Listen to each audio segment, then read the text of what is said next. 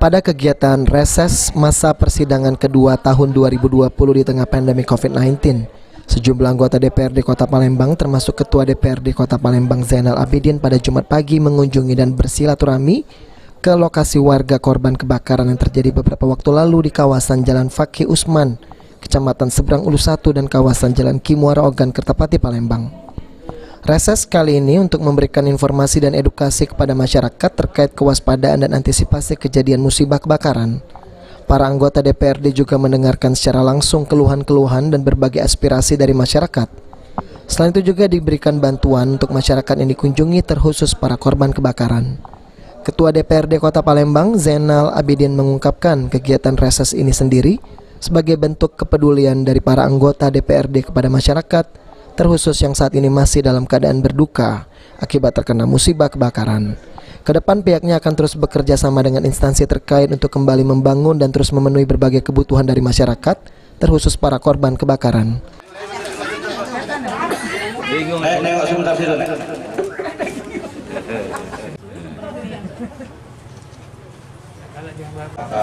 Pak Dewan berarti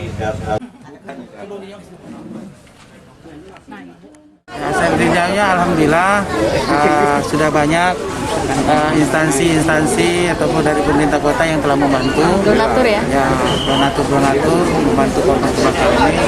Mudah-mudahan kedepannya yang tertimpa musibah ini cepat dapat memperbaiki tempat tinggalnya. Apa Pak yang dibutuhkan masyarakat sekarang? Kalau kami lihat dari yang paling utama yaitu bahan makanan, karena mereka belum bisa beraktivitas seperti biasa. Mungkin juga material.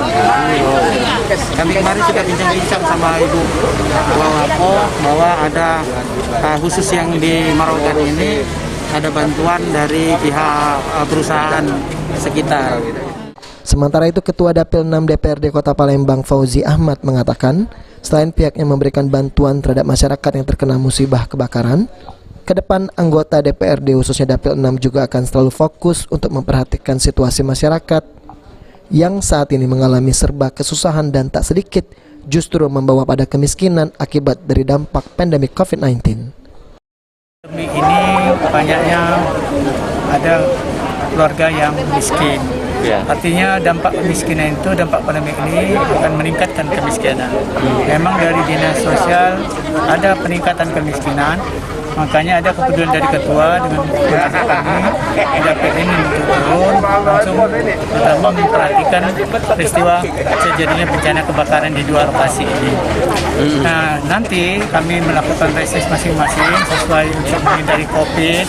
Jadi kami secara individu melakukan itu berdasarkan 5 titik di dalam satu kelurahan atau bisa 2 kelurahan.